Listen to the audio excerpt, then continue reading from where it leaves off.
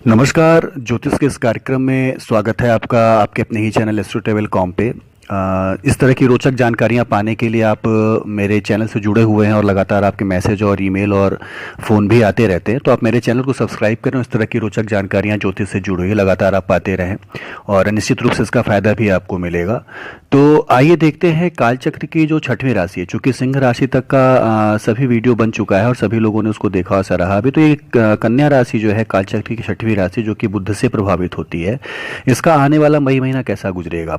चूँकि लॉकडाउन का एक पीरियड चल रहा है और सभी लोग अपने अपने घरों में एक तरह से कैद हैं और बहुत ज़्यादा कर्म करने के अवसर नहीं मिल रहे हैं। हालांकि आने वाले समय में एक उम्मीद है रिलीफ मिलने की, और मई महीना काफ़ी ज़्यादा सभी ज्योतिषियों ने भी कहा है कि मई का जो महीना है वो काफ़ी ज़्यादा एक रिलीफ लेके आएगा, काफ़ी ज़्यादा एक शुभ सूचना लेके आएगा कि इस तरह के महामारी से, या कह सकते हैं इस वायरस की महामारी से, मई के महीने में निश्चित रूप से कुछ ना कुछ फायदा मिलेगा। तो कन्या राशि वालों के लिए मुख्य रूप से कैसा होगा ये महीना, उस पर ही आधारित ये वीडियो है। तो इस महीने का यदि एक आउटलाइन समझ लें हम कि कन्या राशि वालों को करना क्या है। कुंडली की एक विस्तृत चर्चा तो हो जाएगी कि उनका गोचर कैसा हो रहा है और क्या असर उन पे पड़ेगा आने वाले उनके भविष्य पे। तो एक जो बस एक आउटलाइन देख ले, तो इसमें आपको करना है कि अपनी संकल्प करने की शक्ति जो मजबूत आप बनाए रहें और जीवन में जो हासिल करना चाहते हैं उसके लिए एक दृढ़ संकल्प रहें। यानी आपका ये समय देख के निराश ना हो या उदास ना हो, और थोड़ा एक संकल्प शक्ति को मजबूत किए रहें। प्रोफेशनल मोर्चे पे अपरिचित लोगों से सावधान रहें, किसी तरह के साइन करने, या छठा भाव आपका देखेंगे, अभी मैं कुंडली के हिसाब से बताऊंगा। अभी तो छठा भाव थोड़ा आपका प्रभावित है कह सकते हैं। तो बहुत ज़्यादा किसी की गारंटी न लें, बहुत ज़्यादा किसी के लिए एक तरह से कह सकते हैं गारंटर बन के उसके लिए साइन न करें, क्योंकि आप देख सकते हैं कि मंगल जो है आपके छठे भाव में, जैसा कि गोचर हो जाएगा 4 मई को मंगल का, तो छठे भाव में आ जाएगा। तो इस तरह की हरकत आपको नहीं करनी है, क्योंकि इस यहाँ पे पैसे फंसने के या आपके खुद ऊपर मुसीबत आने के खतरे बढ़ जाते हैं आपके लिए। तो ये चीज़ें आपको नहीं करनी फिलहाल मई के महीने में। और एक चीज़ और भी है कि बहुत सी चीज़ें जो है इस समय आपको बहुत आसानी से नहीं मिलेंगी। तो लाभ पाने के लिए प्रयास आपको करना होगा और थोड़ा ज़्यादा प्रयास करना होगा। दूसरों के भरोसे बिल्कुल आपको नहीं रहना पड़ेगा। दूसरों के भरोसे रहने का मतलब आपको धोखा मिलना। तो समय के तकाजे को समझ के इसका समाधान आपको करना होगा। खुद पे भरोसा करके सारी चीज़ें आपको करनी होंगी। आपको लगेगा कोई दोस्त आपकी मदद करने वाला, जबकि आपकी मदद वो करने वाला नहीं होगा, बल्कि आपसे वो मदद लेके आपका फ़ायदा उठा के आगे निकल जाने वाला होगा। तो इन सब सारी चीज़ों से आपको फिलहाल सावधान रहना इस मई के महीने में। व्यापारिक सौदे हैं, प्रेम है, आप इस तरह की कुछ चीज़ें हैं, या किसी से मुलाकात का है, या यात्रा करने का मौका मिलेगा, तो ये सारी चीज़ें आपके लिए अच्छी होंगी।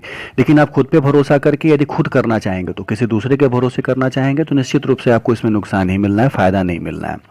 शेयर बाजार में फिलहाल अभी निवेश न करें, चूँकि जो लोग शेयर बाजार से जुड़े उनको पता भी है कि शेयर मार्केट इसमें बहुत अच्छी नहीं चल रही है। लेकिन आपकी कुंडली के हिसाब से जो चीज़ें निकल के आ रही हैं उसमें शेयर मार्केट में भी आपको करना थोड़ा एक तरह से कैसे नुकसानदायक हो सकता है। तो ये सारी चीज़ें आपको फिलहाल करनी है। चूँकि आप देख सकते हैं कि शुक्र जो है आपके 9वें भाव में है और बहुत अच्छे घर में है, बहुत अच्छी भाव में है, बहुत अच्छी राशि में है। लेकिन सूर्य और बुध का भी वहाँ चला जाना, यानी बुध जो है वो करीब 9 मई के आसपास और सूर्य जो है करीब 13 से 14 मई के आसपास आपके 9वें भाव में रहेगा। तो बुधादित्य योग बनेगा ही, और 9वें भाव में शुक्र खुद का हो भाग्य भाव में यदि, तो बहुत ही अच्छे फल देता है। लेकिन सूर्य बुध का आना, बुध का अस्त हो जाना, ये चीज़ें दिखाता है कि भाग्य में थोड़ी आपके कमी आएगी। तो थोड़ा आपको सावधान रहना होगा। और कह सकते हैं थोड़ा पाप करतारी योग भी बनेगा। जैसे कि आप अभी खोजेंगे तो काफ़ी चीज़ें मिलेंगी पाप करतारी योग से संबंधित चीज़ें, आपके गूगल पे या कहीं भी सर्च करते हैं, ज्योतिष की जानकारी रखते हैं तो थोड़े पाप करतारी योग बन रहे हैं। आपके 5th हाउस में भी देखेंगे राहु और केतु और मंगल के बीच में आपका 5th हाउस भी है। साथ ही सूर्य बुध शुक्र जो है ये भी आपका एक पाप करतारी योग बना है। तो बहुत ज़्यादा सावधान रहने की आवश्यकता है। फिजिकली भी सावधान रहिए, अपने फाइनेंशियली भी आप सावधान रहिए। किसी पे भरोसा बहुत ज़्यादा करके सारी चीज़ें उसके हाथ में सौंप देने में भी सावधान रहिए, क्योंकि यहाँ पे आपको धोखा होने की संभावना बहुत ज़्यादा बढ़ जाती है।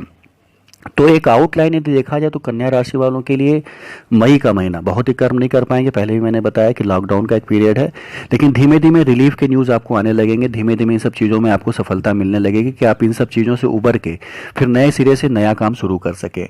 तो यहाँ पर ये दिखा रहा है कि आपको थोड़ा एक कह सकते हैं सावधानी लेते हुए, एक सुरक्षा लेते हुए आपको आगे बढ़ना होगा। आंख मूंद के किसी पे भरोसा नहीं करना है, सारी चीज़ अपने हाथ में रख के आगे बढ़ते रहिए।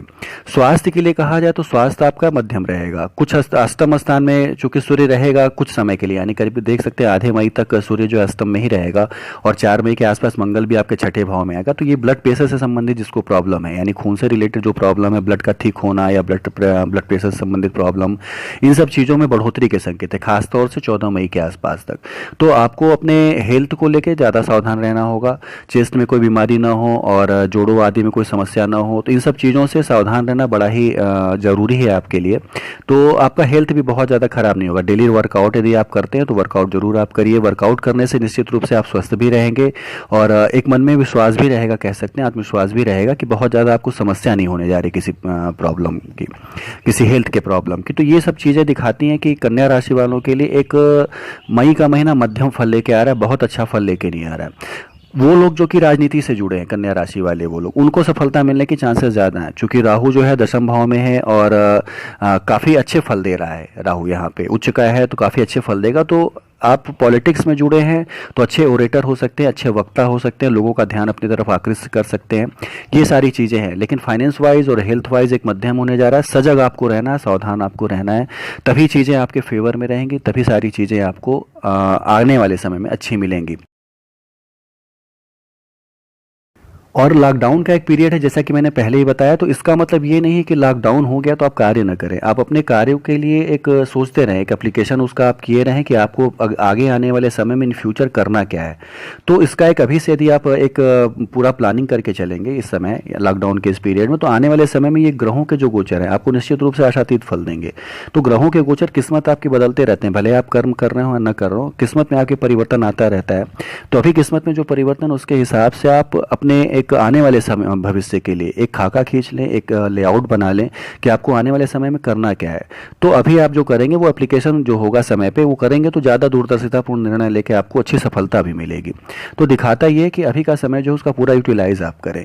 साथ ही धन और वित्त के मामलों को कह लें तो मैंने पहले ही बताया कि सिर्फ अपनी जीवन साथी के साथ, यदि आप हस्बैंड वाइफ हैं तो आपस में आप एक पार्टनरशिप कर सकते हैं, लेकिन किसी भी नए आदमी के साथ या किसी भी अपने बहुत ही अच्छे दोस्त के साथ इस तरह की पार्टनरशिप न करें, क्योंकि वो बाधित होने के अच्छे खासे इस समय जो है संयोग चल रहे हैं।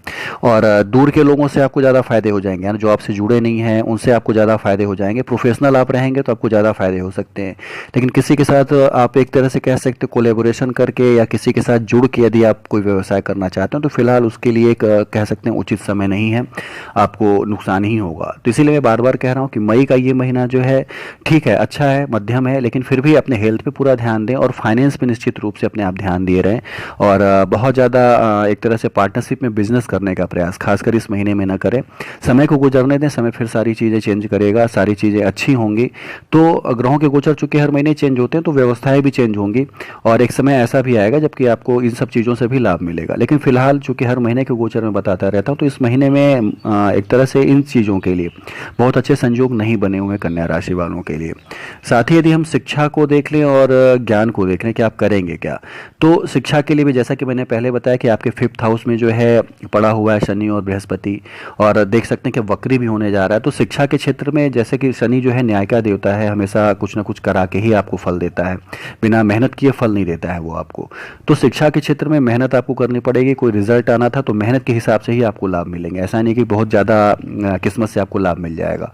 तो मेहनत जितने आपने की होगी उतने ही लाभ मिलेंगे, या जितनी मेहनत अभी करके आप जो एग्ज़ाम देंगे उनमें ही आपको लाभ, उसी तरह से उसको आपको लाभ मिलेंगे। बहुत ज़्यादा भाग्यवश कोई सफलता मिलने की उम्मीद जो नहीं है इस समय आपके लिए। परालौकिक ज्ञान के लिए या गूढ़ विद्या के लिए कह सकते हैं, कर्म कांड के लिए कह सकते हैं, इन सब चीज़ों के लिए बड़े अच्छे सहयोग बने हुए हैं।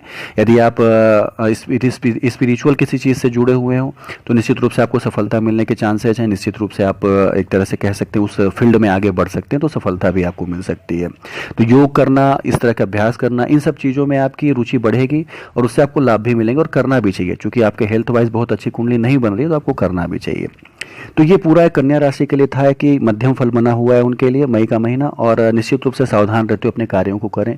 पूजा करनी है तो शनि और मंगल की ही आराधना करें, क्योंकि शनि मंगल सभी राशियों के लिए एक तरह से बहुत अच्छे संयोग लेके नहीं आ रहे हैं। कुछ के लिए सतयुग बने हुए हैं, कुछ के लिए केदार युग भी बने हुए हैं, लेकिन जो उनके भाव हैं बहुत ज़्यादा अच्छे फल नहीं दे रहे। तो आप शनि और मंगल की आराधना करें। उनके आराध्य देव जो हनुमान जी ही हैं, तो हनुमान जी निश्चित रूप से आपको उसमें सफलता भी देंगे, आपके आत्मविश्वास को बढ़ाएंगे और आपको एक तरह से कह सकते हैं कि इनके पाप प्रभाव से काफ़ी दूर रखेंगे। और ख़ास तौर से मंगलवार या शनिवार यदि आप पूजा करते हैं या मंदिर जाने के अवसर मिल पाते हैं, चूँकि लॉकडाउन का पीरियड बहुत अवसर नहीं मिल पाएंगे, लेकिन धीमे धीमे रिलीफ मिलते मिलते ये मंदिर भी खुलने लगेंगे और लोग जाने भी लगेंगे। तो मंदिर यदि आप जाते हैं तो मंगलवार या शनिवार जरूर आप जाएँ और हनुमान की आराधना करें, चूँकि जीवित देव माने जाते हैं, तो निश्चित रूप से आपको फल भी बड़े अच्छे वो देंगे और पाप प्रभाव में कमी आएगी और हेल्थ वाइज जो है ये आपको काफ़ी सुविधा देंगे, हेल्थ भी आपकी काफ़ी अच्छी रहेगी। तो आउटलाइन मैंने सारी आपको बता दी कि आपके लिए एक मध्यम फल बना हुआ है, इसके हिसाब से आप प्रयास करें और सफलता निश्चित रूप से आपको मिलेगी आगे आने वाले समय में, इससे अच्छे गोचर होंगे। तो एक मध्यम फल को लेके अपने आप को पहले हेल्दी रखें, सजग रखें और फाइनेंशियली अपने आप को पहले फिट रखें, ताकि जीवन आपका जो है वो अच्छे से गुजरता रहे। बाकी आपको यदि अपनी कुंडली से संबंधित कोई भी चीज़ पूछनी हो या अपने कुंडली से संबंधित कोई समस्या आपकी, तो नीचे दिए नंबरों पे आप पूछ सकते हैं, फ़ोन कर सकते हैं एक अपॉइंटमेंट लेके। हालांकि समय अवधि थोड़ी कम रहती है, तो 1 या 2 दिन का आपको अपॉइंटमेंट लेके इंतज़ार करना होगा, फिर आगे आपको सारी चीज़ें आपके हिसाब से बता दी जाएंगी। धन्यवाद।